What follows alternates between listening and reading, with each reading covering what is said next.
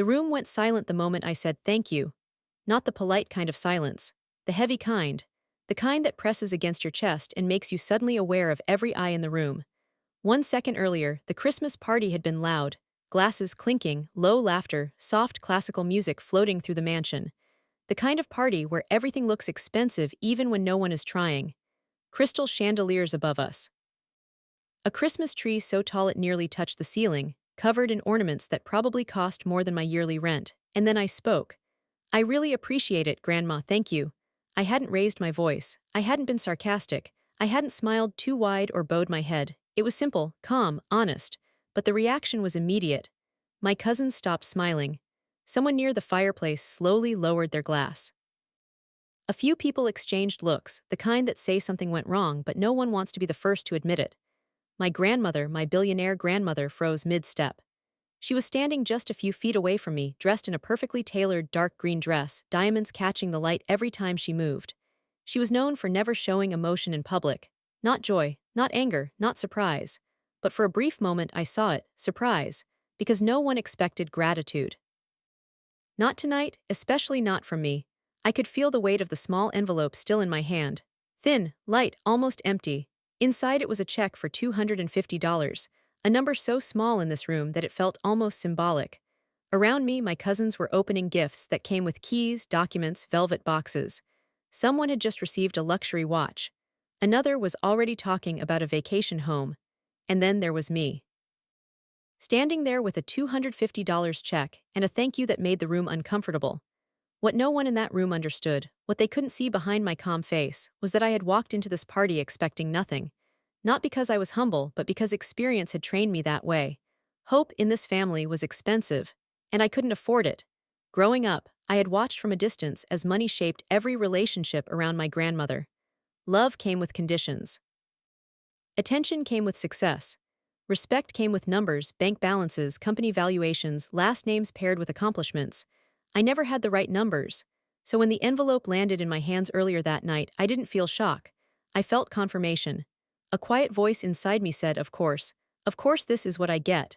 Of course this is how I'm seen, but gratitude wasn't an act. It wasn't strategy. It wasn't weakness. It was survival. Because $250 might have been invisible to everyone else in that room, but to me, it represented something very real. Groceries, gas, a small breath of relief. A reminder that I had learned how to live without expecting to be saved. As I stood there in the silence, I realized something else too. My thank you hadn't embarrassed me. It had embarrassed them. And my grandmother was still looking at me, not with judgment this time, but with a kind of focus I had never felt from her before. That was the moment I knew something had shifted. I just didn't know yet how much it would cost everyone else. The silence didn't break all at once. It cracked slowly, like ice under pressure. Someone laughed softly near the dining table, the kind of laugh meant to pretend nothing strange had happened. The music resumed, a little louder than before, as if volume alone could erase discomfort. Conversations restarted, but they were different now, quieter, forced, cautious. I stayed where I was. I could feel my cousins watching me, not openly, not boldly, the way people look when they don't want to be caught staring. I didn't need to turn around to know what they were thinking. I had seen those expressions my entire life. Pity mixed with judgment. Amusement mixed with relief that it wasn't them. One of my cousins leaned toward another and whispered something. They both smiled, not kind smiles, the kind that say, "At least we're not you." I folded the envelope carefully and slipped it into my jacket pocket. My hands were steady, that surprised even me. Across the room, my grandmother still hadn't moved. She hadn't smiled. She hadn't dismissed me. She simply watched, her eyes following me as if I were a problem she hadn't planned for. For years, I had been invisible to her, or worse, predictable. The struggling grandchild, the one who didn't ask for help because asking never changed anything. The one whose presence at family events felt more like an obligation than a choice. Tonight was different. I turned away and walked toward the edge of the room, pretending to examine the ornaments on a side table. I needed space. Not because I was overwhelmed, but because I could feel something building. A tension that didn't belong to me. That's when I heard her voice. Not loud, not sharp. "Come here." Just 2 words, but they cut through the noise like a blade. I turned around slowly. Conversations nearby paused again, though this time no one tried to hide it. Everyone knew what it meant when she spoke directly to someone. It wasn't casual.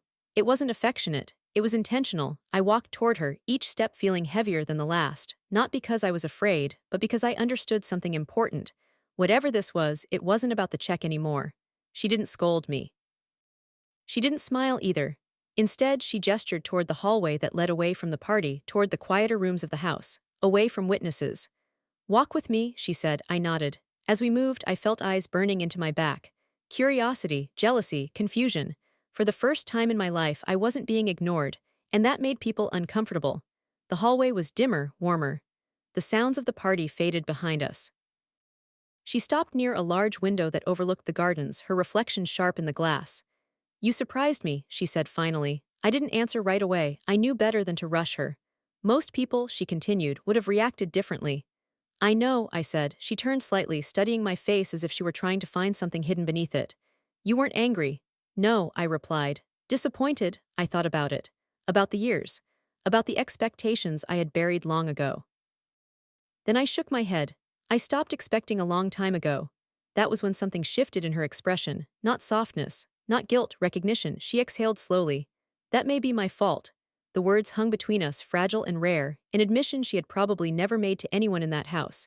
She looked back toward the party where laughter had returned, louder now, careless again.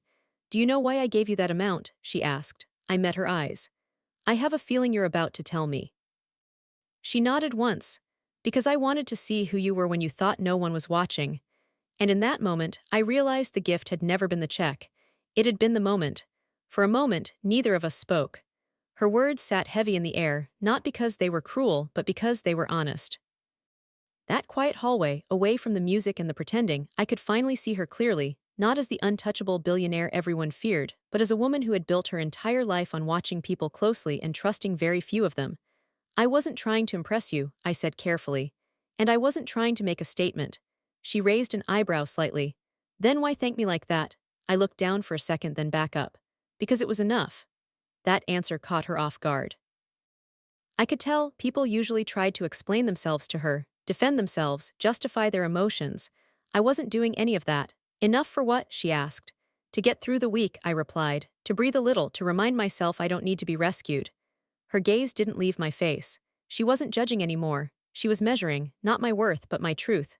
"You know," she said slowly, "most people in that room would have been offended. They would have smiled, then complained the moment I turned my back." "I know," I said again. "That's why you weren't watching them, you were watching me." A faint smile touched her lips. Not warm, not kind, but real. "You've always been quiet," she said. "I assumed it was weakness." I didn't flinch. It was adaptation. That did something to her. I saw it in the way her shoulders eased slightly, in the way she looked away for just a second, as if considering something she hadn't planned to think about tonight. "When I was young," she said, her voice lower now, "gratitude was rare. Everyone wanted something. Everyone felt entitled. I learned early that generosity attracts the wrong people." "I believe that," I replied. "So I stopped giving," she continued. "At least I stopped giving freely." I nodded. "And started testing." "Yes," she said plainly. The word didn't feel offensive, it felt factual. "I don't blame you," I said, surprising both of us, "but I also don't think gratitude should be punished." She looked at me sharply. "You think that check was punishment?" "I think," I said slowly, choosing each word, "that you expected it to hurt me." She didn't deny it. Instead, she asked, "Did it?" I thought about the envelope in my pocket, about the whispers, about the looks, about the silence. "No," I said. What hurt stopped hurting a long time ago. For the first time that night, she laughed, quietly, almost to herself. "That," she said, "is exactly what I didn't expect." She turned fully toward me now. "Do you know what your cousins see when they look at you?" I didn't answer. "They see someone with nothing to lose," she continued. "And that makes people nervous." I felt a strange calm settle over me. "I don't want what they have." "I know," she said. "That's why they're afraid you'll get it." Footsteps echoed faintly from the hallway behind us. Someone was probably looking for her, or maybe for me. She glanced toward the sound, then back at me. "This conversation doesn't leave this hallway," she said. "Not tonight." "I wouldn't tell it anyway," I replied. She studied me one last time, then nodded. "Good, because what happens next will confuse them enough already." As she turned to head back toward the party, she paused. "Keep the check," she said. "Not because of the money." I waited. "Because you passed," she finished. And suddenly, the silence from earlier made sense. We walked back into the party together, but nothing felt the same. The music was still playing. The lights were still warm. Laughter filled the room again, louder than before, as if people were overcompensating for the moment they didn't understand. But now every smile felt rehearsed. Every glance felt cautious. They noticed us immediately, not because we were holding hands or talking closely, but because we were. We walked side by side in silence, and that silence carried weight. People straightened their posture. Conversations died mid-sentence. My cousins' faces tightened when they saw me next to her. Power had shifted. They could feel it. They just didn't know why. My grandmother stopped near the center of the room. She didn't raise her voice, but the room quieted anyway. It always did when she decided to speak. "I want everyone's attention for a moment," she said. Glasses were set down. Smiles froze. A few people leaned forward. I felt my heartbeat slow instead of race. Whatever was about to happen, I had already accepted it. That acceptance made me dangerous in a way they didn't understand. She looked around the room first, then at me. "I've spent my life believing that money reveals people," she said. "Tonight I was reminded that sometimes it hides them." A ripple moved through the crowd. Confusion, curiosity, unease. "I gave gifts this evening," she continued, "and I watched very carefully how they were received." Some of my cousins shifted uncomfortably. One of them forced a laugh, clearly trying to break the tension. It didn't work. "Most people see generosity as a reflection of value," she said. "They measure respect by numbers." Her eyes settled on me again. "But character," she said, "doesn't react to numbers. It reveals itself when expectations are low." The room was completely silent now. "I will be making some changes in the coming months," she said calmly. "Not financial ones, structural ones." That was when panic flickered across a few faces. "I will be involving someone in my affairs who has shown restraint, humility, and self-respect without incentive." Every head turned toward me. I didn't move. I didn't smile. I didn't look surprised. Because if I had learned anything in my life, it was that reactions are currency, and I wasn't spending mine. My grandmother nodded once, as if confirming something to herself. "Details will come later," she said. "For now, enjoy the evening." And just like that, she stepped away. The room erupted in whispers. Someone congratulated me quietly. Someone else looked at me like I had committed a crime. A cousin walked past and bumped my shoulder just hard enough to feel intentional. I stood there, holding a glass I hadn't touched, feeling oddly detached from the chaos I had caused without meaning to. This wasn't victory, it was exposure. People revealed themselves quickly when they felt threatened. I could see it now, the forced smiles, the thin patience, the sudden interest in my life from people who had never learned my birthday. Across the room, my grandmother watched it all with calm satisfaction. She hadn't rewarded me, she had repositioned me. And in this family, that was far more dangerous than money. The party continued, but I might as well have been standing in a different room. People approached me with careful enthusiasm, like I was suddenly fragile or contagious. A distant aunt complimented my jacket. An uncle asked what I'd been working on lately, as if my life had only just become interesting. Every question carried an unspoken calculation. I answered politely, briefly. I didn't offer details. Attention had never been kind to me before, and I wasn't about to trust it now.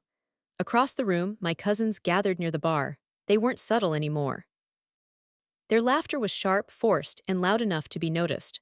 One of them glanced at me, shook their head, and took a long drink. I understood their anger. For years, the rules had been clear. Money flowed one way, approval flowed another. I wasn't part of either stream. And now, without demanding anything, I had stepped into a space they believed belonged to them. Not because I was smarter, not because I was richer, but because I hadn't reacted the way they would have. That realization unsettled them more than any announcement ever could. Later in the evening, I slipped out onto the balcony. Cold air cut through the warmth of the mansion, sharp and grounding.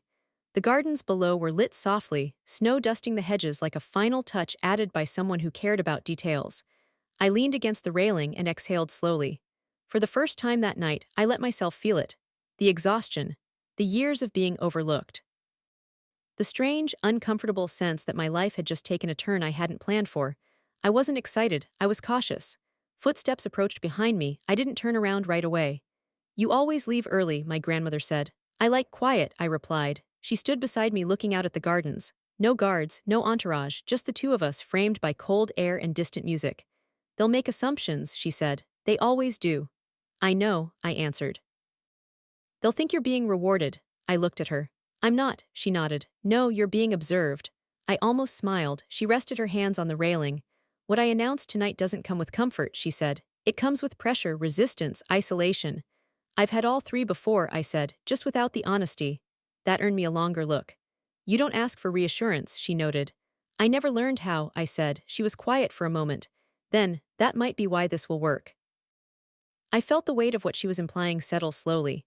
This wasn't about inheritance, or favoritism, or sudden wealth. It was about proximity, access, being close enough to power to see how it really operated.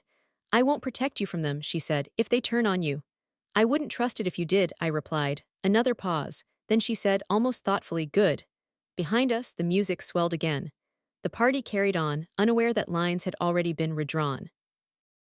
I stayed on that balcony a little longer after she left, watching the snow fall quietly, realizing something important. The $250 check was already irrelevant. The real cost and the real reward was everything that came after. The weeks after the party were stranger than the night itself. Nothing dramatic happened right away. No phone calls, no announcements, no sudden changes to my bank account or my routine. If anything, life became quieter. Too quiet. That's how I knew it had started. People who had never checked in before began sending messages. Short ones, casual ones, hope you're doing well, we should catch up sometime. I didn't respond to most of them, not out of arrogance, but because I could feel the questions hiding underneath their politeness. What did she say to you? What do you know now? What are you getting? At the same time, others pulled away completely. Invitations stopped. Conversations ended the moment I walked into a room. It was subtle, but it was deliberate. The kind of silence meant to punish. I had lived in silence before. This one felt different. Then one morning I received a message from her assistant, not my grandmother directly. That would have been too obvious. It was brief, precise. One sentence. She would like you to observe. No explanation. No instructions, just a date, a time, and an address. I almost laughed. Observe, not participate, not decide, not benefit, just watch. The first meeting was in a boardroom I had only ever seen in articles. Long table, floor-to-ceiling windows. People whose names carried weight speaking carefully, choosing every word like it cost them something. I sat at the far end. Quiet, unintroduced. Some of them noticed me, most didn't. A few recognized me from the party and looked confused, maybe even irritated by my presence. I said nothing. That was the point. I watched how decisions were shaped before they were announced. How confidence was performed. How respect shifted based on who spoke last. How money didn't just move numbers but people. Afterward, no one asked me what I thought. Good. The next weeks followed the same pattern. Different rooms, different conversations, same role, observer. And slowly something became clear. The people who talked the most understood the least.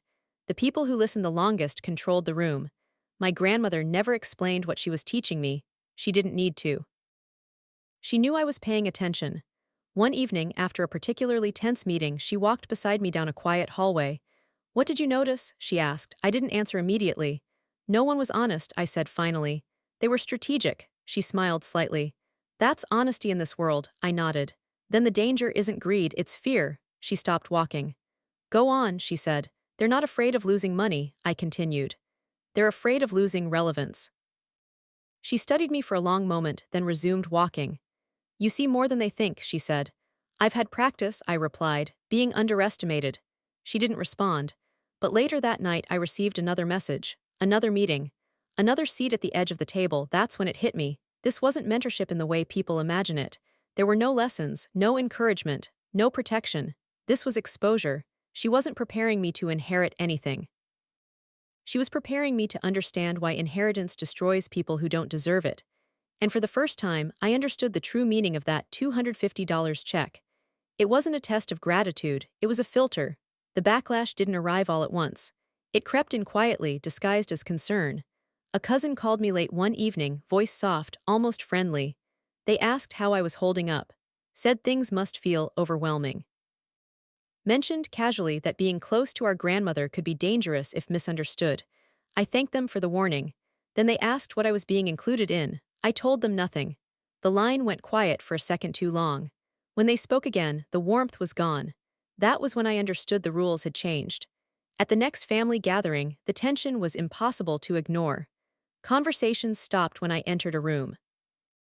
People watched my reactions closely, searching for signs of arrogance, entitlement, ambition, anything they could use. They found none. That frustrated them more than if I had shown everything. One afternoon, my grandmother called me directly. No assistant this time, no formality. Come by, she said. I want your opinion. That was new. Her study was nothing like the rest of the house. No gold, no art meant to impress, just shelves of worn books, a heavy desk, and silence. She handed me a file. I'm not asking you to solve this, she said. I want to know what you feel when you read it. I read slowly. Carefully, it was a proposal, profitable, legal, cold. It benefits us, I said finally. And harms people who won't be in the room to object, she nodded. And if you do it, I continued, no one here will feel responsible, that's the real cost. She didn't react right away. She sat back in her chair, fingers steepled, eyes fixed on me. You know, she said quietly, most people confuse intelligence with justification. I've noticed, I replied. She closed the file and slid it away. I won't move forward, she said. I looked up, surprised. Not because it's wrong, she added, but because I wanted to see if you would notice who wasn't protected. That night, I left her house understanding something important. She wasn't teaching me how to win. She was teaching me how to decide who loses and whether I could live with it. The pressure increased after that. Rumors spread. Accusations followed. Someone implied I was manipulating her. Another suggested I was positioning myself for control. I never corrected them. Letting people believe the worst about you is sometimes the safest way to see who they really are. One evening, as we walked through the garden, she spoke without looking at me. They're turning on you, she said. I know. You could step away, she offered. This isn't an obligation. I stopped walking. If I do, I said, they'll learn nothing, and neither will I. She looked at me then, really looked. That answer, she said, is why this won't end the way they expect. For the first time since the party, I felt something close to certainty, not about power, not about money, but about myself, and that was worth far more than any inheritance. The next Christmas came quietly. No orchestra, no press, no spectacle meant to impress people who didn't matter. Just family, smaller in number and louder in opinion. Some faces were missing. They had chosen distance when influence no longer bent in their favor. I arrived early this time, not because I was eager, but because I no longer felt like I was trespassing. My grandmother was already there, seated near the window, reading. She looked older than she had a year ago, not weaker, just less armored. She set the book down when she saw me. You look different, she said. So do you, I replied. She smiled faintly. That's what happens when illusions wear out. We sat in silence for a moment, comfortable silence, earned silence. You know, she said, they're still waiting. For what? I asked. For the payoff, she said. The moment this all becomes about money, I nodded. They'll be waiting a long time. She reached into a drawer and placed a small envelope on the table between us. It looked familiar, too familiar. I didn't touch it. This isn't a test, she said. And it isn't a reward. Raised an eyebrow. Then what is it? A reminder, she said, for both of us. I opened the envelope. Inside was a copy of last year's check, the same amount, the same date, the same signature, and beneath it a handwritten note. You didn't thank me for the money, you thanked me without asking for more, that's why I trust you. I closed the envelope slowly. I kept the original, I said. I hoped you would, she replied. The rest of the family arrived shortly after. Conversations were polite. Careful. No one challenged me. No one congratulated me either. They had learned where that road led. Later that evening, after dinner, she stood and cleared her throat. I won't speak long, she said. I've learned that explanations are often disguises. She looked around the room once, then at me. I've spent my life building something powerful, she continued. And I almost forgot to ask myself who should be trusted to understand it. No applause, no objections, just listening. Won't be announcing changes, she said. Those who need to know already do. She sat down. That was it, no drama, no reveal, no spectacle. And somehow it was more unsettling than anything she could have done. As the evening wound down, she walked with me to the door. You'll disappoint them, she said quietly.